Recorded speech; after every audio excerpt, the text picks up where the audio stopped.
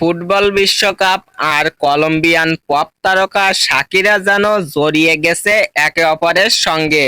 2010 সালের Waka Waka এবং 2014 সালে লা লা লা দিয়ে ভক্তদের মাতিয়ে দিয়েছেন তিনি। মাঝে দুই আসর বিরতির পর আবারও বিশ্বকাপের অফিসিয়াল থিম সং গাইতে ফিরছেন শাকিরা।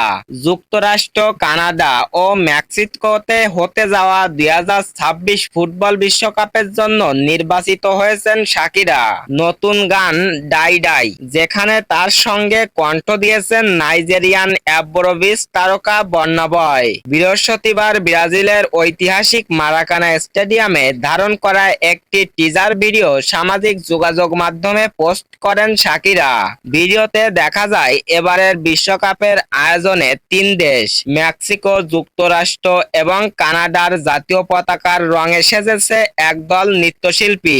বিশ্বকাপকে সামনে রেখে তৈরি হওয়া গানটি 14 মে মুক্তি পেয়েছে।